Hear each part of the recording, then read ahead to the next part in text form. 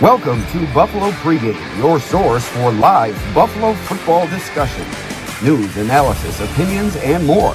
Presented by ASM Publications and Bills Digest. Hello, everybody, and welcome to another episode of Buffalo Pregame. I am your host, Alex Brasky, here with you once again after Bills Day 6 at training camp at St. John Fisher. Looking forward to an off day are the Bills on Wednesday after another string of 3 straight practices. A lot to report from the practice field on this, a beautiful Tuesday afternoon. And before we get into it, each week on Buffalo Pregame, I'll provide updates on the NFL, NHL, and more via daily articles, podcasts, videos, and more.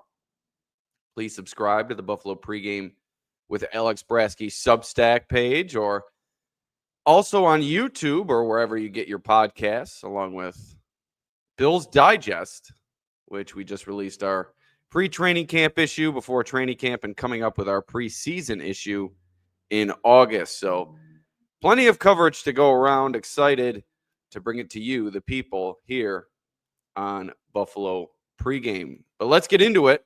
As I said, a lot of news to report. The first bit of news, a bit unfortunate, as Max Hairston, the rookie cornerback, first-round pick, goes down during individual drills with a non-contact injury during a pass rush drill off to the side, individuals with the defensive backs. And it didn't look good on the video posted by WGRZ's John Scott, who got a shot of Hairston's reaction to the injury. I wasn't able to see the injury occur, but it was described by Dane Jackson after practice as a freak trip up and something that, like I said, was non-contact as well. And if you look at the video posted by John at his Twitter account at John Scott TV, you see head athletic trainer Nate Brasky tending to Hairston, who starts the video with a towel over his head. Really broken up about that, as it seemed to be something that was rather frightening. And then he administers the Lockman test. I believe that's how you pronounce it. Greg Thompson pointed that out on X. That test tests a player's ACL after he experiences an injury such as the one Max Hairston sustained. Now, he was able to rise to his feet, test it with a little bit of pressure, and he did flex the knee as well. But we all know that you can often move around with an ACL injury. It's just when it comes to that change of direction and cutting and putting pressure on it that way, that's when it becomes a concern for a player. And right after he rose to his feet, Hairston that is, a few veterans surrounded him, as Christian Benford spent quite a bit of time giving him a lengthy embrace and speaking in his ear. And then Tre'Davious White came over as well to talk things through with Hairston briefly. And then you see him walk off the field with head athletic trainer Nate Brasky. Upon the video, it appears to be, let's see here. Tell you which leg. It's that left leg. Excuse me, the right leg. Right leg for Hairston. And then when he gets up with Brasky, he really puts his full weight on it as he bends and puts that pressure, and then continues to walk with Brasky off the field. At one point, I believe he had to have trainers come over and help him off the field. So he was somewhat able to walk under his own power, but leaving the field, he did get a little bit of help from athletic trainers as he exited the side practice field at St. John Fisher University. But it does seem as if he's walking under most of his own power, just getting help from head athletic trainer Nate Brasky on his way into the medical tent. So it's uncertain the nature of Maxwell Hairston's injury. It does appear to be the right knee, however. Dane Jackson terming it as a freak trip up, something that happened of the non-contact variety during a pass rush drill in individual work during Tuesday, day 6 of Bills training camp. Hairston also dealt with a hamstring tweak during the offseason program. Turned out to be fine after that. There was a lot of hubbub surrounding that injury. It turned out he was fine. Also, you look at Dalton Kincaid, although a different example. We didn't see him go down as dramatically as Hairston did today. But Kincaid out with knee soreness on Monday. He returned to practice in full on Tuesday. So sometimes these injuries, as Taron Johnson said after practice to WKBW's Matt Beauvais, sometimes these injuries are more significant or less significant than they appear at the time. And that's obviously the hope with Maxwell Hairston as the prized first-round rookie competing with Tre'Davious White for the cornerback 2 role opposite Christian Benford. But let's wait for an update from the team, which might not come until Thursday's practice. Let's wait before panicking. The team did have a prayer after practice, I read. I can't remember who gave the report, so I do apologize. But it doesn't look good at this time, certainly. I'll be the first to admit that, but you have to take these things slowly and wait for things to develop with Max Hairston before getting too concerned. So a day off Wednesday. We'll likely hear from Sean McDermott or Bobby Babich, perhaps, on Wednesday before practice. So stay tuned for an update. If I hear anything, I'll bring it to you on my X account or Substack. Also, check out SI.com and SB Nation for the updates as well. But I mentioned Tre'Davious White. I believe I mentioned him, as Max Hairston is battling with Tre'Davious White for that cornerback 2 role.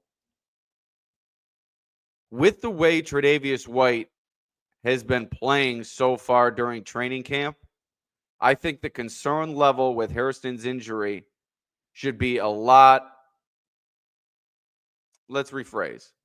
I don't think the concern level with the injury itself should be lessened, but a potential absence from a young player when you have a veteran like Tre'Davious White, the way he's been playing at training camp, I'd be mighty confident with Tre'Davious White moving forward. Hope the best for Max Hairston. You want your full complement of players at all times. There's no doubt about that. But Tre'Davious White has been playing so good throughout training camp that he's really starting, I think, to win over this fan base in terms of public opinion and how he can do the job during the regular season. He's been all over the field. He has had some shortcomings when going up against some speedy receivers down the field. He's gotten burned on a couple plays, but that's training camp. He's also had a handful of big plays, and a couple big plays came today, both versus Joshua Palmer, one during one-on-ones. He was riding with Joshua Palmer all the way along the back line of the end zone, then eventually broke away from Palmer, came up with the interception of Josh Allen. So that was big for Tre'Davious White. And then later during team drills, running hip to hip with Joshua Palmer, shadowing him down the field and breaking up the pass during team drills. So Tre'Davious White, 2 big plays on the Bills' prize wide receiver edition, and one during those one-on-ones that are very, very difficult situations for a defender. So I like what I've seen from Tre'Davious White, and I've said it all off season. He's going to be the cornerback 2, and he's done nothing at all to dissuade me from that. And today I mention him again because he makes the 2 big plays from against Palmer, one of which being the interception, and the potential fallout of the Hairston injury. Trey White surging gives you confidence that he can lock down this cornerback 2 role. Speed and athleticism are always going to be lacking with him as he gets older, 30 years old. But his knowledge of the game, knowledge within this system, his off-the-field study, his film work, it's always been a strength of his game, and it seems it continues to be as he is starting to put on a show here at training camp. It's been very, very impressive to watch him as he's remained sharp through 2 disastrous injuries for a cornerback. And he said it the other day, probably the 2 worst injuries that a cornerback could sustain, ACL, Achilles, but he's been able to battle through, and he's come out the other side, at least seemingly, in good shape. He had a full season last year, full off season, looks ready to go. Love what I've seen from Tre'Davious White. And really, the most impressive part about Tre'Davious White is his confidence. It's at an all-time high. You can just see him out there oozing confidence, and he feels he belongs. When he came back from both of those injuries, you didn't get the feeling that Tre'Davious White was confident in his ability quite yet, to the point where he felt like he belonged at that top level. Well, so far during training camp, he's certainly showing people that he belongs. Now, there's not great depth behind Tre'Davious White and Christian Benford, so that's why you need your full complement of players. You're going to perhaps have to throw something at the wall and hope it sticks if Benford or White are to go out, but you got Dane Jackson likely to be in line as the 3rd cornerback, Jamarcus Ingram, who had a really nice interception on Monday, but there's been some cold moments for him as well. Dane Jackson, you know what he's going to be. He's not going to offer you anything special, just potential solid play within the system, but a low floor for him as well, I think. So hopefully not serious for Hairston, but good signs from Tre'Davious White as we continue to move along throughout training camp, and we continue to move along throughout this podcast as we discuss another former All-Pro really shining during today's practice, and that was Matt Milano. And you got it, Josh Clark. And be sure to log on to bangedupbills.com. Dr. Kyle Trimble bringing you the injury updates fast and furious as they come along. But thank you for the compliment, Josh, watching on YouTube. Please subscribe to the Buffalo Pregame YouTube Substack, wherever you get your podcasts. Please like, share, subscribe, rate, all that good stuff. Really helps us out. But another former All-Pro really shining these past few days at training camp and starting to build confidence in the fan base, and I'm sure his coaches and teammates as well. And that's Matt Milano. A big hit on KJ Hamler on Monday, and KJ Hamler missed practice today. Now, I'm not laughing because it doesn't seem like he's injured. It's just an illness, and hopefully nothing too serious. We did see KJ Hamler out on the field today talking with his teammates. He had an iPad in his hand. But that hit would have made anybody a little bit sick, I think, as Milano laid the lumber on Hamler on Monday. And on Tuesday, an interception of Josh Allen, a great read on the play. Allen looking down the left seam or sideline for Dalton Kincaid. Looked like he was wide open, but Milano did such a great job backtracking after he made the read, extending, making the play, and then turning it around for some extra yardage. His teammates came rushing over for a celebration. He's a favorite in that locker room, and I think when he's making plays, that's when this defense really gets cooking and morale is at an all-time high. They really rally around him in that locker room, and it's great to see Matt Milano back to producing at that high level, making those splash plays that we knew he's capable of making before a couple of significant injuries in his own right. So some of these aging stars, Matt Milano turned 31 on Monday, and these guys are wiping the dust off, shaking the dust off, whatever you want to say, as they are really shining out there, Tre'Davious White and Matt Milano. And you can just see the burst from Milano. I think I've mentioned it time and again, and really the instincts are what are most impressive. And I think our guest yesterday, Matt Warren of SB Nation, said it best. His instincts have always been one of the best parts about his game. And I think at this point, he's really diagnosing things near the line of scrimmage at a different level than we've seen from these Bills linebackers. Terrell Bernard has really come on strong these last 2 years. Dorian Williams led the team in tackles last year, but Matt Milano is a potential all-pro level talent. Not sure if he's still got that left in the tank, but I love what I've seen from him, and he can really help boost this linebacker group being here for a full season if he's able to remain healthy. And with that big hit on Hamler, another good sign for Milano is he seems to have that pop in him still as well. Hamler's a diminutive player, not well-sized by any means, but good to see Milano's pop and confidence on that play. And with the linebacker room banged up, you really need Milano at his best and healthy if you're going to get the most out of that group. Terrell Bernard, hamstring, Dorian Williams, calf, both are progressing. We're off to the side today with athletic trainers. You had Balin Spector, Shaq Thompson, Joe Andreessen mixing in with the first team. And Andreessen came up with the big hit of the day, trying to replicate Milano's from the day before, delivering the blow on Ty Johnson near the right sideline, and it caused Ty Johnson to go down, reach down for his leg, and then he headed to the medical tent. It was a little bit, not of a late hit, but a late-ish hit for training camp as Johnson was running near the sideline, and Andreessen kind of ushered him out of bounds with a big stick. And Johnson left practice momentarily, came back to the sideline with his helmet, but I don't think he returned to team drills. Just called it a day after that, I believe. And another player who had a similar situation, Cole Bishop, left the field, headed for the medical tent, returned later with his helmet on, but I didn't see him return to team drills either. That injury happened relatively early in practice, and he did not come back from my vantage point after his brief exit, and then he came back with his helmet on and stood around his teammates. So that's something to monitor with Cole Bishop as he's pursuing a starting role on this defense. Really, the only way he could lose it is if he gets banged up. Sustained what I believe was an oblique injury during the offseason program, missed some time. And if the Bills' caution with some of these guys speaks to anything, if Bishop's to be nicked up at all, he could miss some time here with the blue and red scrimmage coming up on Friday.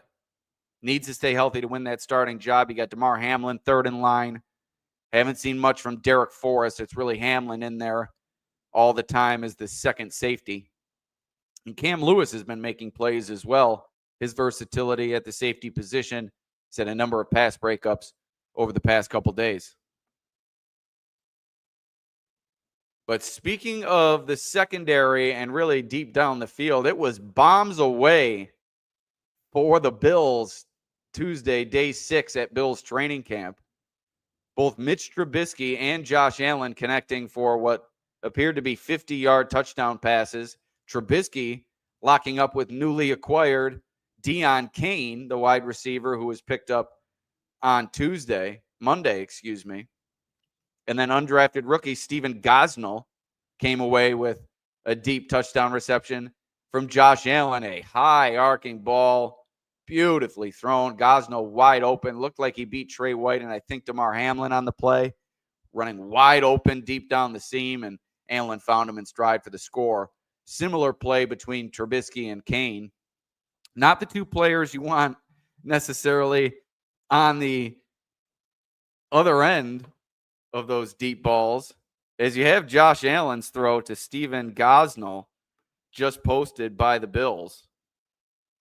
You can find that at Buffalo Bills on Twitter if you'd like to see that play. Just posted it just now. High arcing ball. A little bit wobbly now that I watched the replay, but Gosnell made an acrobatic catch, crashing to the turf. I don't know if it was needed. I think he hit him relatively in stride. At least that's how I initially reported it.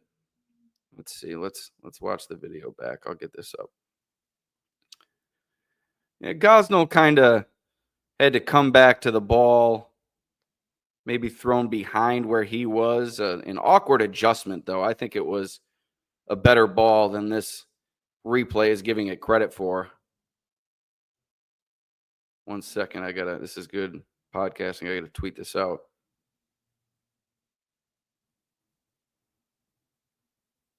But Gosnell could be a preseason favorite, especially with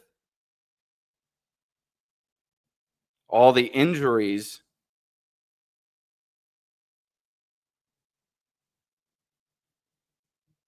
You might need a player like Gosnell to fit in a little bit more into this wide receiver conversation, especially before the true bullets start flying come regular season time.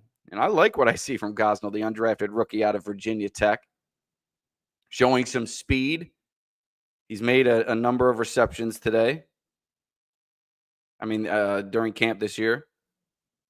Sorry, still tweeting this out. Here's the deep ball from Allen to Gosnell. Yep, that's good. See, multitasking. This life is all about multitasking now. You got this information at all times, tweeting out updates from training camp and these replays that the Bills post, which are so great because the media not allowed to shoot portions of practice. So they're able to get the context on some of these plays when they're gracious enough to post them for the fans.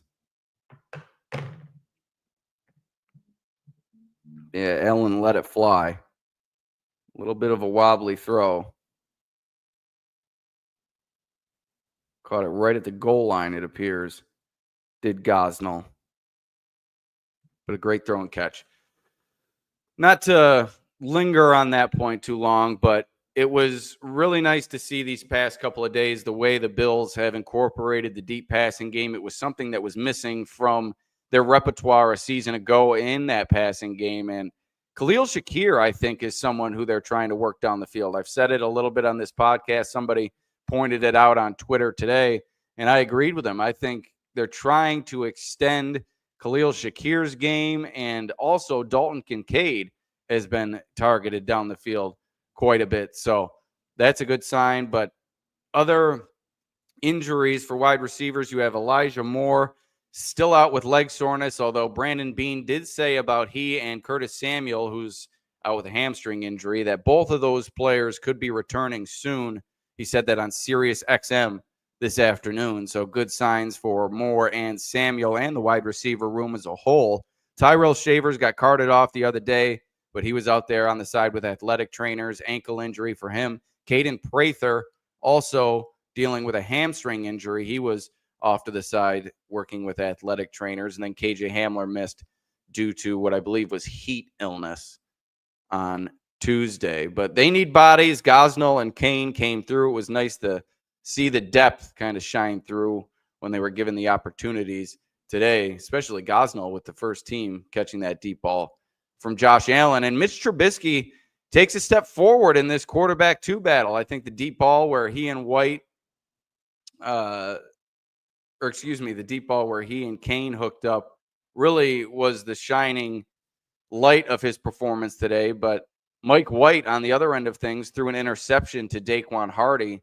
I know Trubisky had a pick yesterday, Jamarcus Ingram picking him off, but had a really nice day today, and I think that he took a step forward in that regard. And I just want to close out this pod with a few more news, or a few more news items, a few more injury updates. You have Hairston out with what seems to be a knee injury, Terrell Bernard out with hamstring injury, Dorian Williams hamstring injury or calf injury, Elijah Moore leg soreness, Curtis Samuel hamstring injury, Caden Prather hamstring injury, Tyrell Shavers ankle injury, KJ Hamler heat illness, Dwayne Carter added to the injury report with an illness, offensive lineman Mike Edwards added to the injury report with an illness, Spencer Brown still on the PUP list with a back injury, Alec Anderson left Monday's practice, he missed Tuesday's practice with a knee injury, Dawson Knox is still not back from the non-football injury list with a hamstring injury, although he was off to the side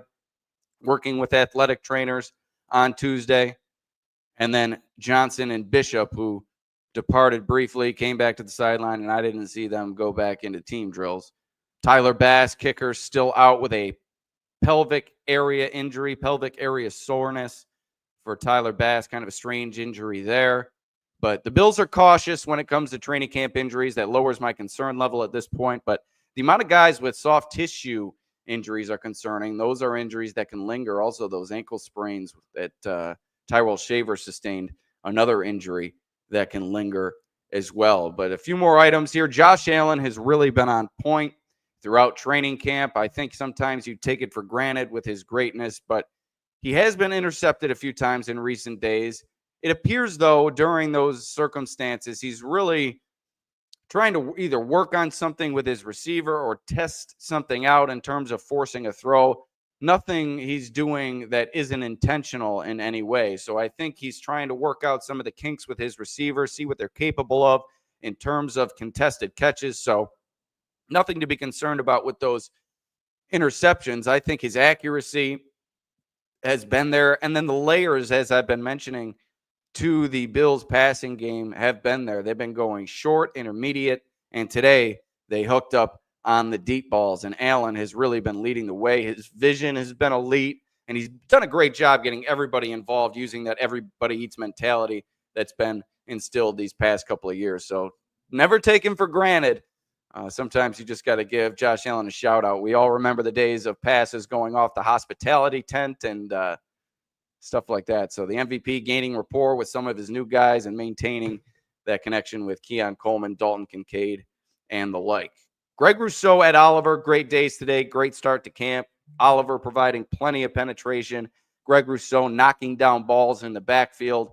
Deion Walker and TJ Sanders have been running mates at times up front. So they've shown some impressive flashes as well. And then Jackson Hawes has impressed me, and he impressed Connor McGovern so much that, and I'm going to write about this later for SI Bills,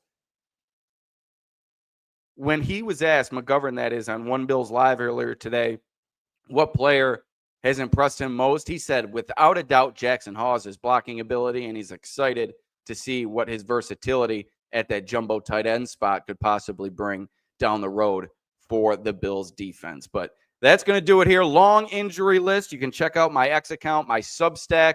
Also, subscribe, like, share, rate all my stuff on Buffalo Pregame, YouTube, wherever you get your podcasts. Day off on Wednesday for the Bills. They return on Thursday at 9:45 at St. John Fisher.